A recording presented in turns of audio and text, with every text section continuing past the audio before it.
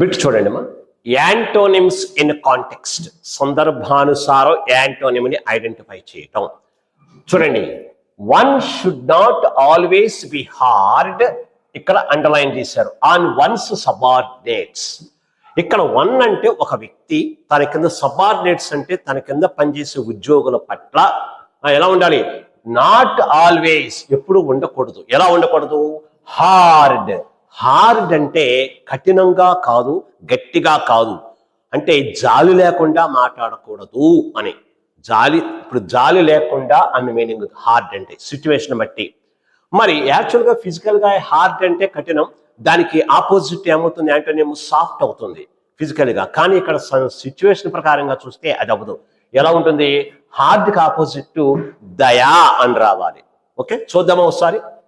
Severe, severe అంటే బాగా ఎక్కువ, కాబట్టి ఇది కాదు. డల్, డల్ అంటే బాగా స్నబ్దత, యాక్టివ్గా లేకపోవటం, ఇది సందర్భం లేదు, కాదు.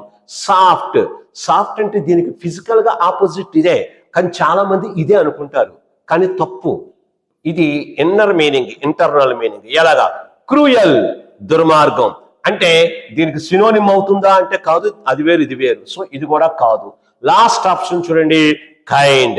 కైండ్ అంటే దయా, అంటే హార్డ్ కి ఆపోజిట్ కైండ్. ఇదేంటిది? సిచ్యువేషనల్ యాంటోనిమ్ అంటే ఇది, దయచేసి అర్థం చేసుకోండి. లేదంటే ఫిజికల్ గా తీసుకోకూడదు. ఫిజికల్ గా అయితే హార్డ్ కి సాఫ్ట్ అవుద్ది, కానీ ఇక్కడ సిచ్యువేషన్ బట్టి కైండ్ అవుద్ది. Okay, right, thank you.